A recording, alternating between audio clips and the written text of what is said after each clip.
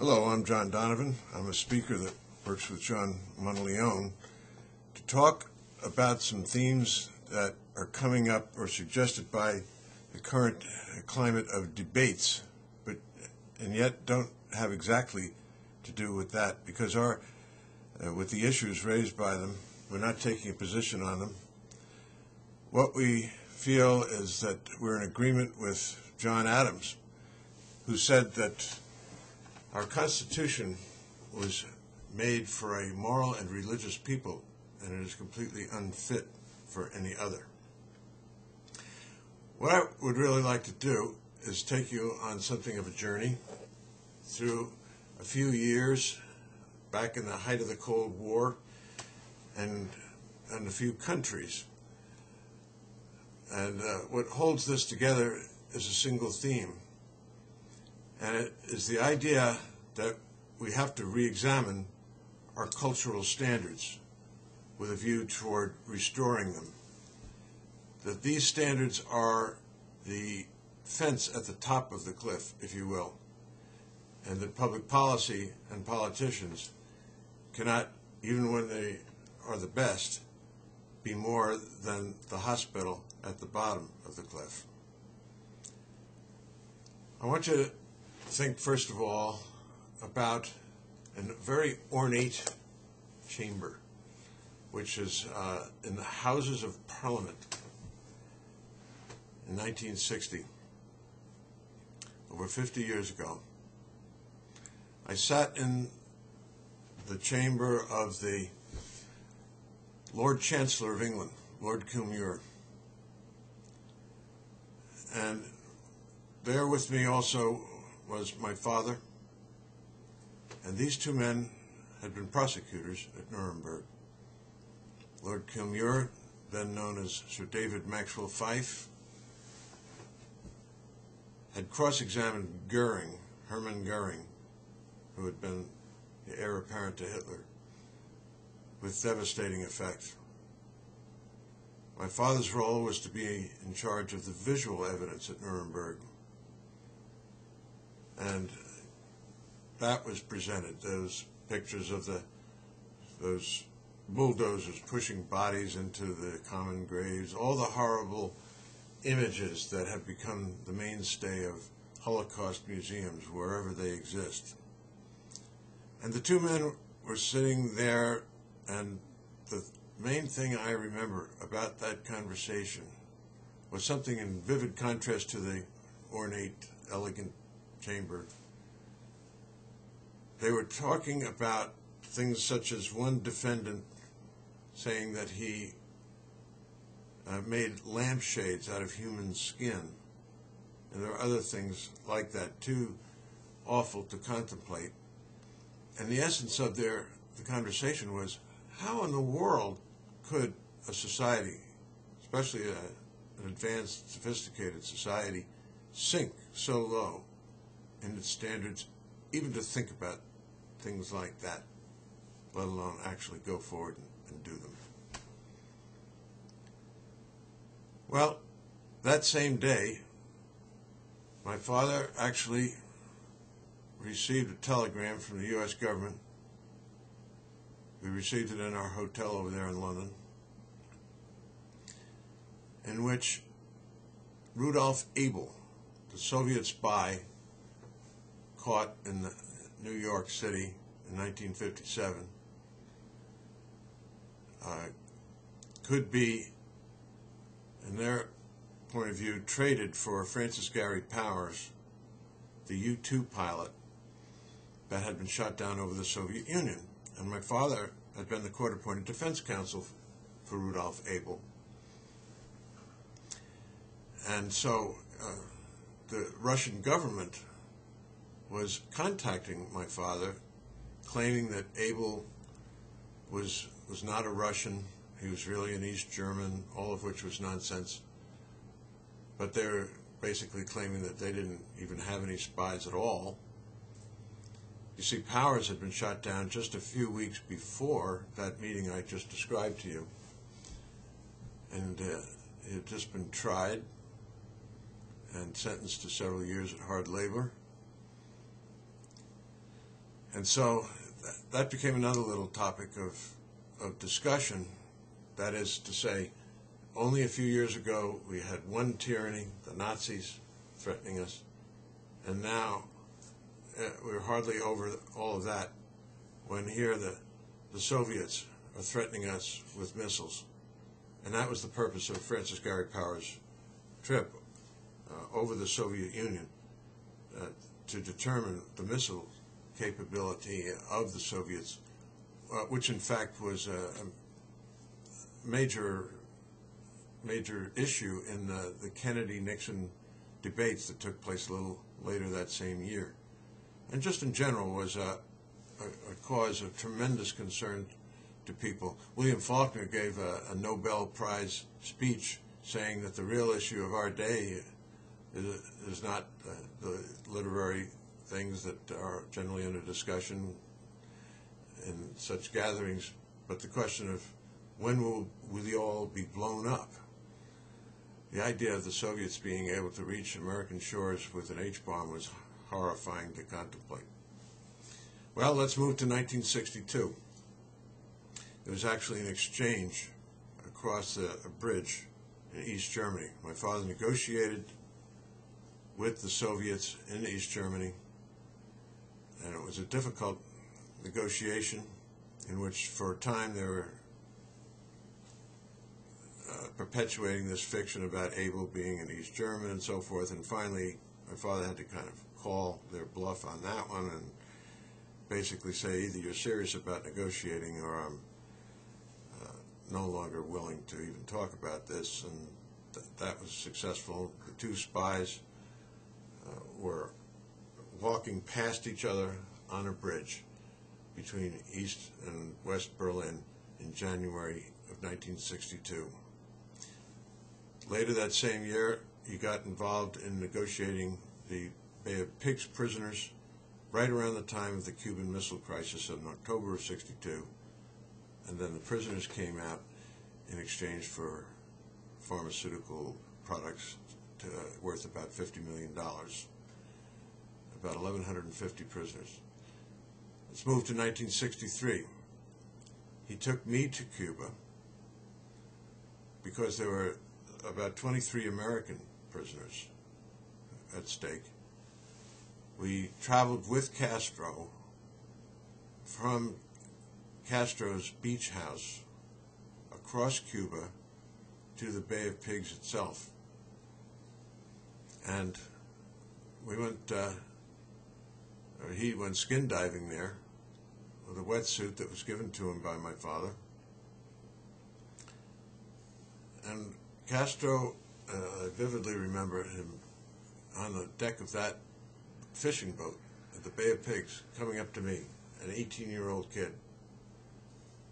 And for the first time he was addressing me just one-on-one, and the first time speaking English in a broken sort of way, but saying, I think you must have some questions for me. I sense that you have some questions for me. And I said, well, actually I do. And I really wanted to cut to something very basic that hadn't come up during the hours and hours of previous discussion. And in fact, that day there were 11 hours of discussion because we traveled all the way across Cuba to the Bay of Pigs and then back again.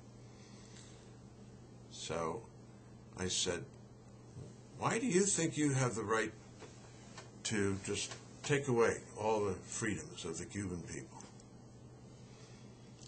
So his answer was interesting. He said, well, is a man free if he doesn't have enough land to grow food sufficient to feed his family? Is a man free if he doesn't have medical care and he has to bribe a politician in order to get it? He has some questions like that. So I think that Castro's definition of freedom, while deeply flawed from our point of view, think you only have freedom over there if you're willing to agree wholeheartedly with his system. Otherwise you find yourself in prison. And yet you have to give the devil his due. He made an interesting point. And it got me thinking for many years, including today, what is the definition of freedom? Do we have to allow things to go on a private basis in our country or in any other society to the point where somebody like Castro or somebody like bin Laden has to impose a severe and strict external discipline? Or, on the other hand, does freedom itself really imply that we undertake a firm personal and corporate discipline, including at the local level, in churches, service organizations, schools, and everywhere? And shouldn't this rise up within the entire culture and fill it to the point where the government, in the form of regulation or in the form of tyranny, in the case of Castro, does not ever have a chance to really move in and take over? That, I believe, is the important issue. Meanwhile, in other words, what I'm saying is we have to have standards, and standards have to be based on a sense of reality. And Castro he had shown us some collective farms that day. I don't think his grip on reality was that firm, because he just would try to shape reality to his own conceptions. After all, if he had done some research about the breadbasket of Europe, the Ukraine from 1930 to 32, where they had at least 7 million people die, and not by gunfire, but starving to death, he might have thought twice about herding people into collective farms. Even in our own Massachusetts Bay Colony, it's recorded in the Governor Bradford's diary that the collective production was tried for a time, and production fell precipitously, and so the system was turned back to private endeavor and private enterprise, still with a sense of ethics as reflected in that Massachusetts or that Mayflower Compact, a sense of common principles on which everyone agreed. But another thing that happened there at the Bay of Pigs, there's a swamp surrounding it, and Castro at one point was talking about his role as a commander, and the invasion itself was just a couple of years before that. And so when he got out of the car, and the rest of us got out, this is all in simultaneous translation, he literally walked into this salt marsh to a point where the water was up to the top of his boots, and I thought, gee, he steps out there any further, then that'll be the end of our Cuba problem. But he was describing how he put troops in here and he deployed other troops over there and all of that. And then we all walked back toward the car, and my father, who in fact was a founder of the CIA, essentially, as having been general counsel of the predecessor agency during World War II, he turned and he said to me quietly, the CIA thought the peasants would just come running out of the hills. And I said, well, you and I have been with this guy Castro now for a couple of days, going through villages and so forth. Even we could have told the CIA that wasn't going to happen, don't you think? He said, yeah. You know, there has to be a sense of reality about what is psychologically possible, not just a sense of the ideal, but recognizing that communism destroys people, destroys societies, destroys economies and motivation and so forth. All of that's good and important, but a sense of the psychological reality, objectively speaking, and not according to our own predilections. On both sides of that Cuba situation would have made a difference. Now, let's look at a little bit later than in 1963. I graduated from a boarding school, and with a friend of mine was traveling in Europe, including in Berlin, and Kennedy had just given what became a famous speech at the wall in East Berlin, the Ich bin ein Berliner speech. And so And that was received very popularly. You could put a coin in a jukebox in West Berlin just a couple of weeks later and listen to that speech. So I one day went over into East Berlin. I'd been over there about 4 times with my friend. One day I just went by myself because he wanted to do something else, and I was walking around there and just off the beaten track. I wanted to see something other than the sort of facades that they had out in their main boulevards.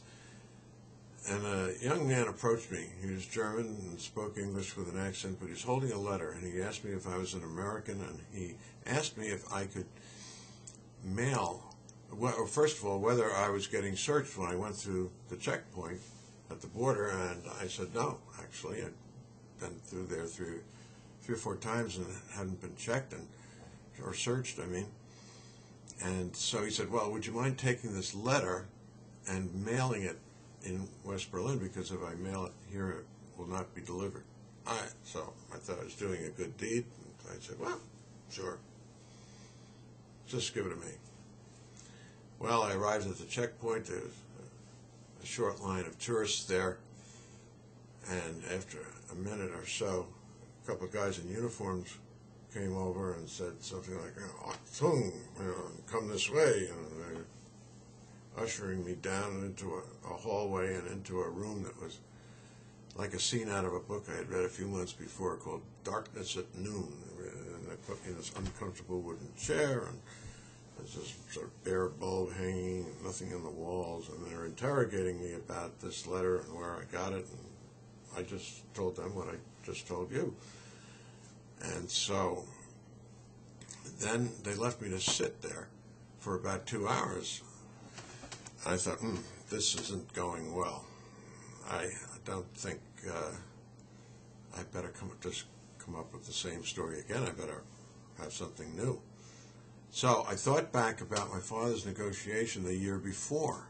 I knew some of the details about it.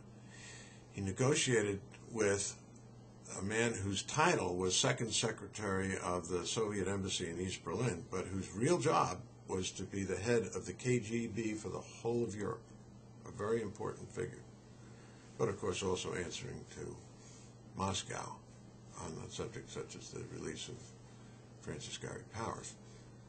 Very powerful guy. In fact, in spite of his lowly title, probably in a practical sense more powerful than almost anybody in East Germany. So the question is, in other words, is what's the reality? Who's really in control? And I remembered his name, Ivan Shishkin. Well, the next time these guys came in, they bumped it up a notch. This time I had somebody whose rank I think was colonel, and with him was a man who spoke excellent English. And the other 2 guys were sort of hovering in the background. And the colonel asked me again about this letter. And I guess you have to be an 18-year-old to just come out with stuff like this. But I said, I'll tell you what, I want to see Ivan Shishkin. He's Second Secretary at the Soviet Embassy, but his real job is to be the head of the KGB for the whole of Europe. My father knows him quite well, and I want to see him right now. And the colonel was listening to all of this and looking at the translator, because this was delivered sort of piecemeal. And finally he just said something to everybody, which must have been like, let's go outside the door here and discuss this a little bit. Less than a minute later, the original 2 guys came in. They kind of lifted me out of the chair, frog marched me down the hall, walked up to the line of tourists, and said something to the guy checking their passports, which must have been like, don't even check his passport. He's out of this country right now. And they just about shoved me across that border. So the question is, who's in charge? What? They're trying to create these places, this perfect society. I was reminded of something from a poet that died around that time, T.S. Eliot, who said in one of his poems, they're trying to create a system so perfect that no one has to be good. You follow that? A system so perfect that no one has to be good. You don't have to worry about developing the courage, the patience, the compassion, the other virtues, because the system will take care of it. Well, let's move on a little to 1964. Back in New York, and spending the summer there. I had a summer job in the city, and I also was on the board of something, even though I was only 19, because of a personal connection, I was asked to be on the board of something called the Bedford-Stuyvesant Boys Club. And there were riots, actually, in Bedford-Stuyvesant, a large inner-city neighborhood in Brooklyn, that summer, so I didn't spend too much time doing this. But I'm pointing it out because at that time, the rate of illegitimacy in the inner city was about 20%. Now, I want you to fast forward 40 years or so to 2004. And I had been in corporate jobs, and I started an after-school program with some inner city kids in Lower Manhattan, in which I was way out of my comfort zone, being a guy that used to corporate things. I was handing out flyers for free pizza, inviting kids from this big high school, 2 blocks away from a church, to come over to the church basement where we would just have discussions. And I have no ability or talent to help kids to have fun and get everybody in a circle and doing all these sorts of activities. Forget about it. I don't know how to do it. Well, let me tell you something. They were coming back voluntarily week after week after week. The explanation is very simple.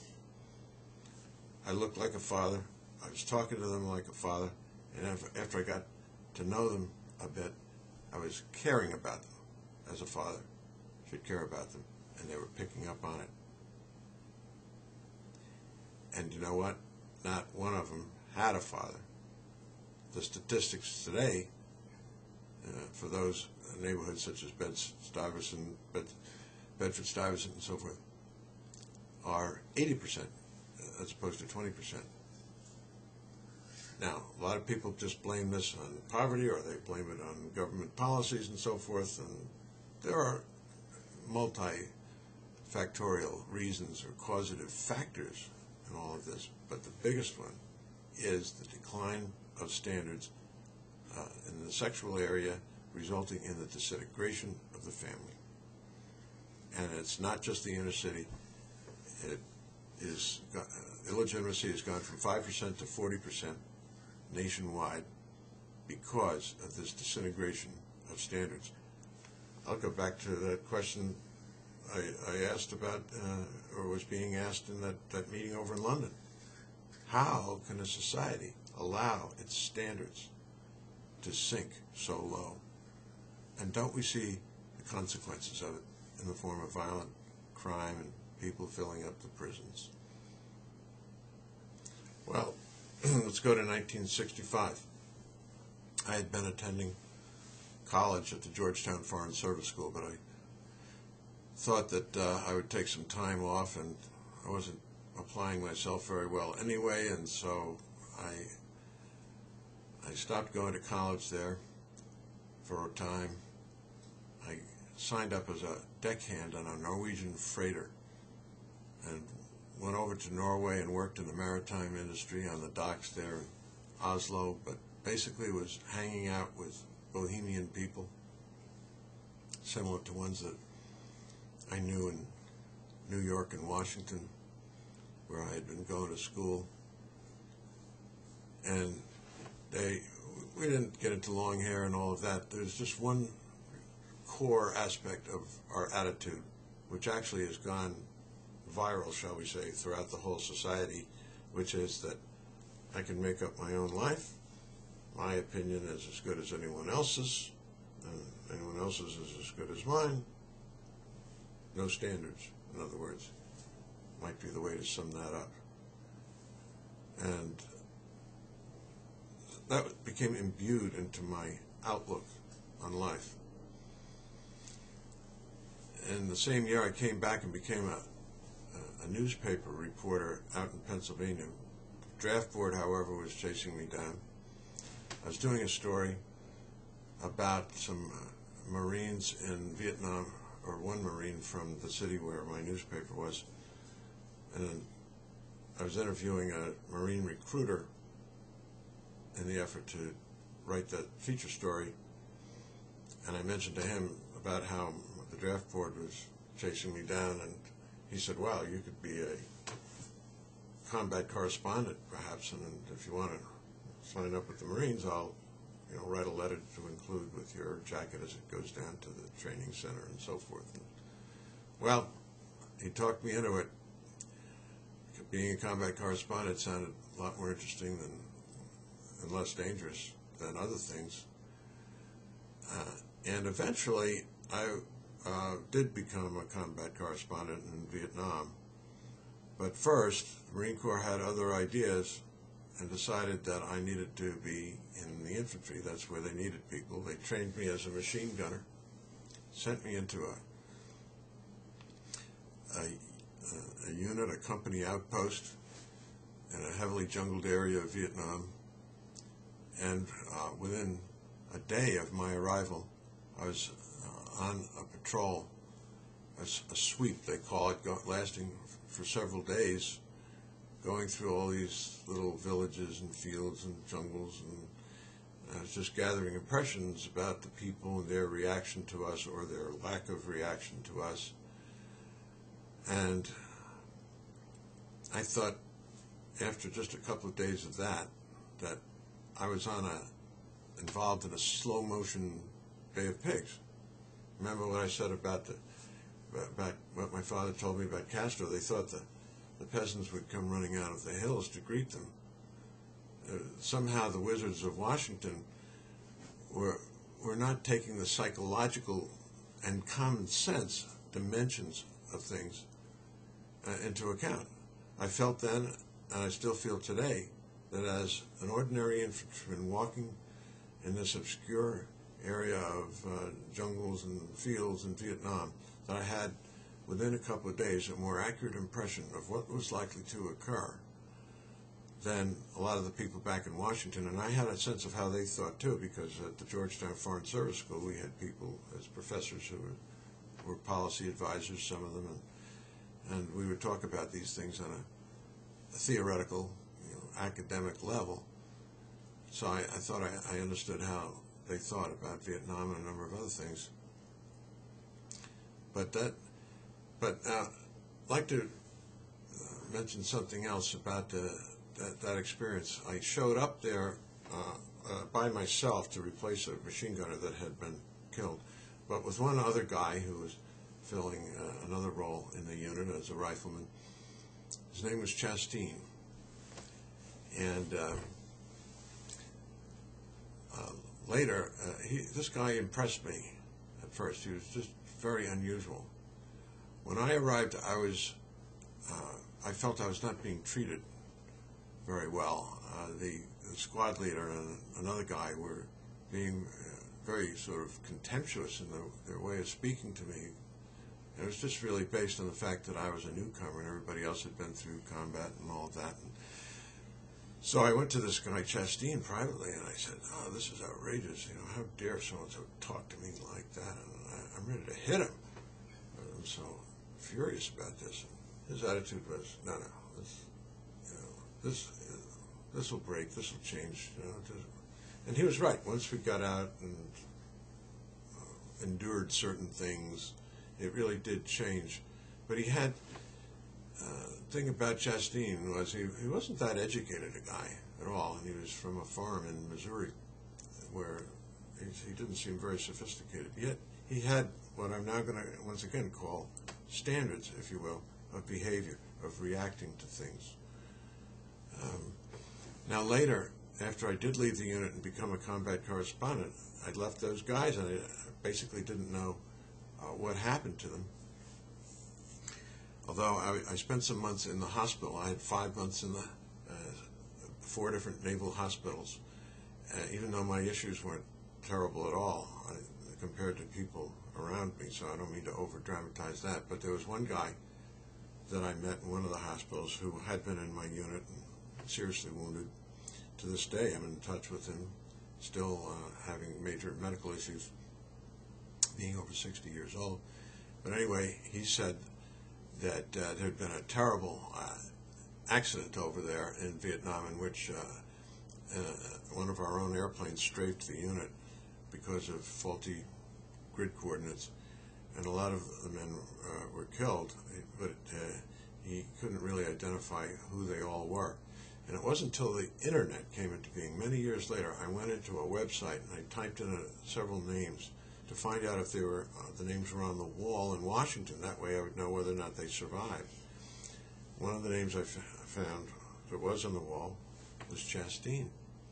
And on the same website, there was the name of somebody who had been a corporal when I was over there and was now a colonel, had spent all the intervening years going through the Marines and rising in rank. And his phone number was there, and I called it right away, got him on the phone immediately. And I said, well, among other things, how did Chastain die? And he recounted, not unsurprisingly, a heroic kind of thing in which he was the only man killed by hostile fire. The others were killed by the strafing attack. But he went out to, crawled out to try to bring in somebody who was wounded and bring him into safety, and one of the enemy troops were able to shoot him and kill him in that effort. And so their heroism, that would be an act of heroism, obviously, which is a high, almost unattainable standard. But then there was the previous actions of a kind that actually are similar to what we might encounter in family life or in life at the office or in the workplace, in which we have to be able to react to other people according to a standard of relational excellence, you might say. And Chastain was a great example of that under, believe me, tremendous pressure. This all took place in 1966. But you can see from what I'm saying that there is a thread here, that that events make a difference. That Solzhenitsyn, one of the great authors of that era, said that the minds of the communists would open finally, not by his ideas, and he was the most powerful propagator of anti-communist ideas in history. No, what he said was that their minds would be pried open by the pitiless crowbar of events. Powerful phrase, isn't it? The pitiless crowbar of events. That is what will happen to us, and we better awaken to it. We can't predict necessarily what the events are, but we can't make up our own standards and expect the consequences to be the same, as if the standards are meeting an objective reality and have been thought through very carefully and agreed upon as objective and not subjective standards. That is the task that faces us as a society today. Not the task of just electing the right people, the task of discerning the right standards, determining what they are going to be, and abiding by them. Thank you.